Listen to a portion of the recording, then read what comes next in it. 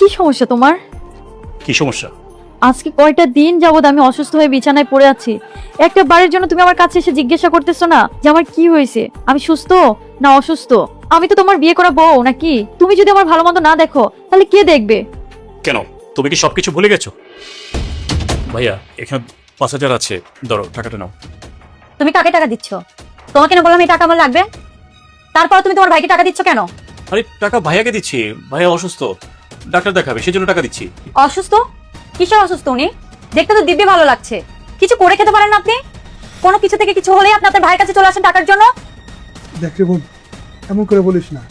আমি তো আইতেই চাইনি, ওই না আমার ফোন করে আইতে বলছি, তাই আমি আইছি। ও আসতে বলে আপনি চলে আসতে হবে, বুঝি তো আপনাদের বাহানা। আরে তুমি কি সব বলে যাচ্ছ? কি হয়েছে এভাবে তুমি ব্যবহার করছো কেন ভাইয়ের সাথে? শুনেন ভাই, টাকাটা আপনাকে দেওয়া যাবে না, টাকাটা আমার লাগবে। লামিয়া শুনো শুনো প্লিজ। বড় ভাই, আপনি কিছু মনে নিন না, আমি দেখবেন টাকা গুছিয়ে আমরা আমি পাঠিয়ে দিব। আমি কিছু মনে নেই, আর আমি তো আইতেই চাইনি। তুই না আমার ফোন দিয়ে বারবার বললি আসার জন্য, তাইলে আমি ভাই এখন আসি।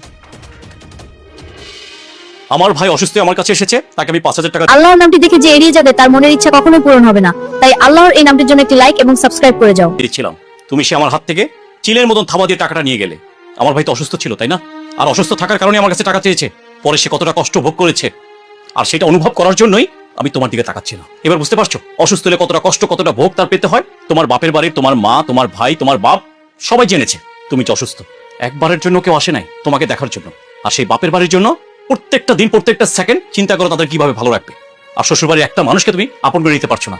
দেখো, আমি আমার ভুল বুঝতে পারছি। মানুষ যে অসুস্থ হইলে অসহায় হয়ে যায়, আমি তার প্রমাণ। এখন তো তুমি আমাকে দেখো, আমার আর ভালো লাগছে না কোনো কিছু। এই বুঝতে পারার জন্যই অসংখ্য ধন্যবাদ তোমাকে। আর এই বোঝানোর জন্যই আমি তোমার দিকে এক সপ্তাহ যাবত ফিরেও তাকাচ্ছিলাম না। খুশি হয়েছি যে ফাইনালি তুমি বুঝতে পেরেছো। চলো, আমি তোমাকে নিয়ে ডাক্তারের কাছে যাবো। ওঠো, হাত দাও।